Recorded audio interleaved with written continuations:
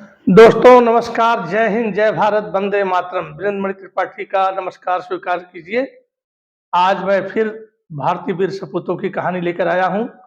आज ऐसे वीर सपूत की कहानी है जो वीर गति को प्राप्त होकर भी चीन और हिंदुस्तान की सरहद पर चीनों से हमारी रक्षा करते हैं। उनका नाम है बाबा हरभजन सिंह। बाबा हरभजन सिंह का जन्म 30 अगस्त 1946 में सतराना गांव में पंजाब प्रांत में हुआ था, जो आज वह पाकिस्तान में है। बाबा 30 जून 1965 में पंजाब रेजिमेंट में भर्ती हुए और ट्रेनिंग पूरी करने के बाद 23 पंजाब रेजिमेंट में उनकी पोस्टिंग हुई और उस समय पंजाब रेजिमेंट सिक्किम पर थी। आप तो लोग जानते ही हैं या बहुत लोग नहीं जानते होंगे कि जितना हमारा जो है उत्तराखंड का जो बॉर्डर है सब पहाड़ियों पर ही पड़ता है। कश्मीर में भी जो हमारे पोस्ट हैं, सिक्किम में जो पोस्ट हैं, सब पहाड़ी पर हैं और उन पहाड़ियों पर जहाँ से हमारे सैनिक हमारे देश की रक्षा करते हैं उस पोस्ट तक कोई साधन नहीं है, पैदल ही जाना पड़ता है या बहुत ही ज़्यादा दुर्गम है तो हेलीकॉप्टर से जब बर्फ गिर जाती है तो हेलीकॉप्टर से आवागमन रहता है, अन्यथा नहीं। ऐसे ही वीर सपूत हमारे हरभजन सिंह नाथुला दर्रा जो है जिपलिंग दर्रा और नाथुला दर्रा के पास इनकी पोस्टिंग हुई थी। हमारे ट्रक कुछ दूर तक तो सामान लेकर के जाते हैं, लेकिन जब 45 डिग्री की चढ़ाई आ जाती है, कोई रोड नहीं बना है, तो वहाँ पर या 30 डिग्री की हो, खच्चरों से सामान लाद करके पोस्टों तक पहुँचाया जाता है। 4 अक्टूबर 1968 को बाबा हरनाम सिंह खच्चरों पर सामान लदवा करके और अपने पोस्ट पर जा रहे थे। पगडंडी होती है दोस्तों, मैंने देखा है, खूब रहा है। तो 1 फुट 1.5 फुट का रास्ता होता है, उसके बाद आगे बिल्कुल हजारों फीट खाई होती है और बाबा जहाँ सामान ले जा रहे थे और जहाँ से जा रहे थे 14,000 फीट की ऊंचाई पर था। ऑक्सीजन की भी कमी हो जाती है, ठंड भी माइनस डिग्री में होती है, हाथ पैर कांपते रहते हैं। और 68 की बात है तो हमारे सैनिकों को पहनने के लिए अच्छे कपड़े भी नहीं हुआ करते थे। एक बार सन 84 में था, हम जो कोट पहने हुए थे जगह जगह से फटे हुए थे। एक अफसर बोलते हैं, मेजर शर्मा साहब, गरीब गरीब देश के गरीब सिपाही। हमारे पास अच्छा कपड़ा भी नहीं था 84 में। तो 62 और 68 में तो आप जान लीजिए क्या था, जो मैंने 62 पर भी वीडियो बनाए हैं। बाबा ले जा रहे थे, पगडंडी थी, खच्चर चल रहे थे। उसी समय इनका पैर फिसला और हजारों फीट खाई में चले गए। और जब दर्रा जो होता है, 2 पहाड़ियों का बीच का जगह होता है, अक्टूबर में काफी पानी उस उधर नीचे नाले होते हैं, बहुत तेज बहाव होता है।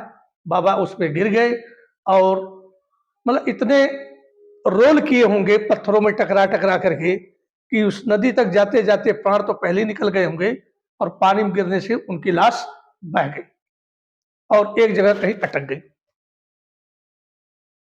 अब सेना के जवान बाबा को लगे खोजने। सेना ऐसी चीज है कि बहुत नीचे भी उतर जाती है, ऊपर भी आ जाती है, ऐसी कोई बात नहीं है। लेकिन जहां पर गिरे थे वहां तो थे ही नहीं, सब लोग गए देखे, नहीं मिले। 3 दिन बीत गया। अब हुआ कि यार गिरे हुए हैं तो यहाँ पर होना चाहिए। सेना ने ये जगह लिखा हुआ है, मैं नहीं कह रहा हूं, उनको भगौड़ा घोषित कर दिया। लेकिन चौथे दिन वो अपने एक दोस्त के सपने में आते हैं, कहते देखो मेरी लाश जो है इस जगह पर, यहाँ से 2 किलोमीटर दूर इस मोड़ पर है और उसको निकाल लो और मेरा एक मंदिर बना देना। उस सैनिक जब सपने की बात अपने हवलदार को, सूबेदार को बताता है तो ये बात अधिकारी तक जाती है और अधिकारी लोग कहते हैं अच्छा चलो भाई, सपने की बात तो क्या है, चलो देखते हैं। हम इंसान हैं, हमें आस्था और विश्वास पर मैंने चैनल बनाया है। आस्था भी होती है और विश्वास करना पड़ता है। जिस तरह से गुड़ के अंदर या चीनी के अंदर मिठाई नहीं दिखाई देती है, उसी तरह से हमें हर चीजें नहीं दिखाई देती है। लोग गए तो बाबा हरभजन सिंह का लाश वहां पर सिपाही थे, लेकिन सिद्ध पुरुष हो गए थे, तो इनको बाबा हरभजन सिंह कहा जाता है। तो उसके बाद जो वहाँ उनकी लाश पड़ी थी और उन्होंने कहा था कि मेरा एक मंदिर बना देना, तो जेपला दर्रा और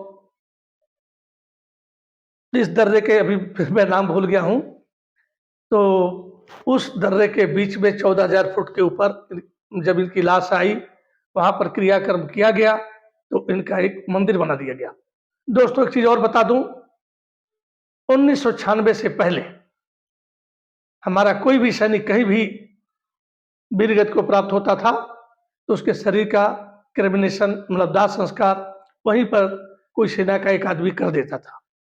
लेकिन भला हो स्वर्गीय मुलायम सिंह यादव जी का, जब वो रक्षा मंत्री बने तो उन्होंने कहा नहीं, सेना का जवान कहीं भी शहीद होगा उसके शरीर को उसके घर भेजा जाएगा, उसके घर वाले अपने रीति रिवाज से उसका दाह संस्कार करेंगे और कर्मकांड करेंगे। तब से सैनिकों की डेड बॉडी जो है उनके घर आने लगी। इससे पहले नहीं आता था, वहीं पर जला दिया जाता था। तो उनका जो है शव को वहीं पर जला दिया गया और एक मंदिर का नथुला दुर्रा और जपटंग दुर्रा, अभी नथुला जो मैं भूल गया था, नथुला दर्रा और जपला दर्रा के बीच में 14,000 फीट की ऊंचाई पर उनका जो है मंदिर बन गया। अब बाबा परम धाम को प्राप्त करके भी फिर हमारे बॉर्डर की रक्षा करते हैं। चीनी सेना जो है उसने भी देखा है कि एक सरदार जी घोड़े पर बॉर्डर पर टहलते रहते हैं। हमारा सैनिक, मैं जब सेना में था तब भी सुना था, लेकिन मुझे नहीं पता था कि मुझे वीडियो बनाना पड़ेगा। तो मेरा सैनिक, भारतीय सैनिक जब वो ड्यूटी करता है इंडो चाइना बॉर्डर पर, यदि जब किसी को सो जाता है तो उसके गाल पर जोर से थप्पड़ पड़ता है, तुम सो रहे हो, तो बाबा उसको जगा देते हैं एक थप्पड़ मार करके, क्योंकि उसका सो जाना और हमारे पोस्ट के आदमी सारे कट जाएंगे। और चीन में भी कुछ गड़बड़ी करते हैं तो चीन वाले भी इस बात को मानते हैं। तो बाबा इस प्रकार से हमारे बॉर्डर की रक्षा करते हैं। इसका प्रूफ सेना के पास है। उनके मंदिर में उनके लिए रोज एक ड्रेस धो करके प्रेस करके टांग दिया जाता है। उनके जूतों को बढ़िया से पॉलिश करके रख दिया जाता है, बेल्ट को पॉलिश करके रख दिया जाता है और सोने के लिए एक बिस्तर बिछा दिया जाता है। जब मंदिर का कपाट बंद हो जाता है, सेना के ही रख रखाव में मंदिर है, जब शाम को सैनिक उसको खोलते हैं तो बाबा के जूतों में कीचड़ लगा रहता है। बाबा का ड्रेस में सलवटें आई रहती है, जैसे हम लोग यूनिफॉर्म या पैंट शर्ट पहनते हैं, अंदर पैंट के अंदर दबा करके ऊपर से बेल्ट लगा लेते हैं, जब निकालते हैं तो सलवट पड़ी रहती है। उसी तरह से उनके यूनिफॉर्म में सलवट पड़ी रहती है, जूतों में कीचड़ लगी रहती है और जिस बिस्तर जो उनके लिए लगाया गया है वो भी बिस्तर पर सलवटें पड़ी रहती हैं। और लोगों को पूर्ण विश्वास है कि बाबा जो है आज भी हमारी रक्षा करते हैं। चीन कोई भी गतिविधियां करता है बाबा पता कर लेते हैं, आकर के सैनिकों को स्वप्न में दर्शन देते हैं और बताते हैं कि चीन यह उल्टा सीधा करने वाला है। इसलिए जो सिक्किम का एरिया है, जपला दर्रा है, तिब्बत का वो रास्ता है, तो चीन हमारे तरफ नहीं बढ़ पाता है क्योंकि हमको एक दिन पहले ही सूचना मिल जाती है। तो बाबा के मंदिर की मैंने बात बता दी, बाबा की जो रक्षा करते उसकी बात बता दी। अब बाबा को सरकार की तरफ से, आर्मी की तरफ से हर महीने उनकी तनख्वाह उनको दी जाती है और उनका प्रमोशन भी किया जाता है। कोई बताया था कि वो मेजर रैंक तक पहुंच गए थे, सिपाही थे 65 में भर्ती हुए और 3 साल के अंदर में ही लीला खत्म हो गई। तो बाबा को 2 महीने की छुट्टी मिलती है, उनकी सैलरी मिलती है, सेना को जो भी सुविधा मिलती है सेना उनको देती है।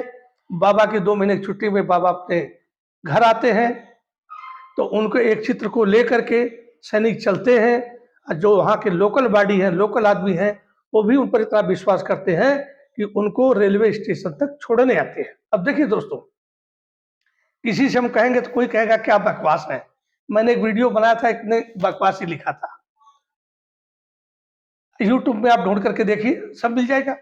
फिर बाबा के लिए रिजर्व कराई जाती सीट और वहां पर उनकी तस्वीर रख दी जाती है, उनके साथ 2-3 आदमी होते हैं और चलते हैं। रेलवे का नियम है कि मैंने रिजर्वेशन कराया है और मैं एक आगे तक अगले स्टॉप तक उस पर नहीं चढ़ता हूं तो वो खाली सीट नहीं जाएगी, जरूरतमंद को सीट दे दी जाएगी।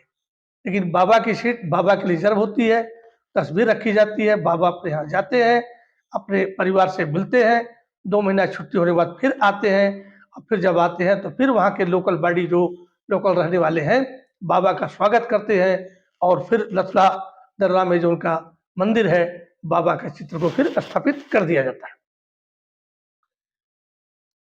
तो 62 की लड़ाई में ट्रकों सामान जाता है, ट्रक हमारे ताकतवर नहीं होते थे, बड़ी ऊंची चढ़ाई होती थी, ट्रकों को रस्सी से और ट्रक स्टार्ट है रस्सी से सैनिक खींचते हैं और जहां तक हो सके वहां तक ले जाते हैं, फिर सामान को उतारते हैं, लोड करते हैं, फिर अपने पीठों पर खच्चरों पर लाद ले जाते हैं। उसी तरह से बाबा जो है खच्चरों से ले जा रहे थे और नाले में गिर करके परमवीर चक्र को परमवीर नहीं महावीर चक्र उनको मिला। तो दोस्तों मैंने देखा है, अभी भी आज ही मैंने देखा है कि जहां मैं कश्मीर में सबसे टॉप जगह पर था, भीम पोस्ट पर था, वहां पर अविलांच हो गया है, बर्फ का पहाड़ टूट करके बर्फ चल दिया है। तो हम लोग की जिंदगी तो हर वक्त जो है चांद हथेली पर कभी भी कुछ हो सकता है, लेकिन उस परम पिता परमात्मा का यह आशीर्वाद है कि मैं आपके सामने आज वीडियो बना रहा हूं। कई लोग वीडियो बनाते हैं, किताबों में पढ़े रहते हैं, लेकिन मैंने तो अपनी आंखों से देखा है कि गुरेज सेक्टर जहां मोदी जी जाते हैं, सैनिकों से मिलते हैं, वहां पर एक पोस्ट है, भीम पोस्ट, बहुत ऊंचाई पर है, 2 दिन लगते हैं वहां पर जाने के लिए। और अरुणाचल में भी था मैं, जगह का नाम नहीं बताऊंगा, सिक्योरिटी की बात है, मंचुका एक हमारा पोस्ट है, और जहां मैं था वहां से जाने में 7 दिन लगते थे और अपना खाना पानी, बारिश हो रहा है भी सैनिक का जीवन बस देश के लिए है, चाहे आपको सांप काट ले, चाहे बिच्छू काट ले, लीच लग जाए, आपको देश के लिए उत्पन्न हुए हैं और देश के लिए ही मर जाना है। तो बाबा हरनाम सिंह अभी सुना मैंने कि वो रिटायर हो गए हैं, मोबाइल में लिखा हुआ था लेकिन सैनिक जब मरते हैं तो प्रेत नहीं बनते हैं, ये मेरा विश्वास है। क्योंकि मैं तो मेडिकल का था, हमारे सामने पहाड़ियों से गाड़ियां नीचे चली जाती थी और उसमें 2-4 कैजुअलिटी होती थी जिसमें 1-2 तो मर ही जाते थे लेकिन कभी प्रेत नहीं हुए। बस एक ही आदमी प्रेत हुआ है, खूनी नाला के पास, मिलिट्री का आदमी था, भाव से सेना की गाड़ियों को नाले में डलवा दिया है। तो पहले रात को कार्रवाई चलती थी, अब कार्रवाई नहीं चलती है। आप लोग खूनी नाला के बारे में पढ़ सकते हैं। और ऑटोमेटिक पहाड़ उधर से बड़े बड़े पत्थर आना शुरू हो जाते हैं। कारगिल के समय पर 98 में सेना का बस जा रहा था, 50 पता नहीं 100-200 कुंटल का एक बड़ा सा पत्थर आया और बस के छत पर गिरा। अब बस के पीछे 6 सैनिक बैठे थे, जैसे मेढक के ऊपर हाथी पैर रख दे, उसी तरह से बस को तोड़ते हुए और वह उसी में रह गए। तो दोस्तों ये जो तिरंगा हमारे पीछे है ना, इसको हमने ऐसे प्राप्त नहीं किया है, इसमें बहुत लोगों का खून है, लाखों लोगों का है। कुछ इतिहास में नाम आ जाते हैं, कुछ नहीं आते हैं। स्वर्ण मंदिर में जब अंग्रेजों ने गोली चलाई थी तो सबके नाम सबको नहीं पता है। भगत सिंह की फांसी हुई, चंद्रशेखर आजाद स्वयं गोली मार लिए, राजा सिंह रोहिणी, असफुल्ला खां, मतलब अंग्रेज पलासी से युद्ध से लेकर के और 1942 का जो द्वितीय विश्व था वहां पर सब में ही चला, हमारे लाखों आदमी कुर्बान हुए हैं, तब जाकर ये हमारा एक तिरंगा हमको मिला है जो लहराया जाता है। तो कभी भी आप लोग देश से गद्दारी नहीं करना। यदि हम फिर गुलाम हो गए तो पता नहीं कितने 100 साल लग जाएंगे हमको आजाद होने में। इसी के साथ मैं अपना वीडियो बंद कर रहा हूं और आप लोग इसको देखिएगा। मैं उस ट्रक का भी वीडियो दूंगा जो सैनिक खींच के ले जाते हैं मैंने जगह जगह पर मोर्चे का दिया है, हर जगह का खाइयों का दिया है, खंदकों का दिया है, तो आप लोग को दिखाऊंगा। इसी के साथ जय हिंद, जय भारत, वंदे मातरम। थैंक यू दोस्तों। ओके।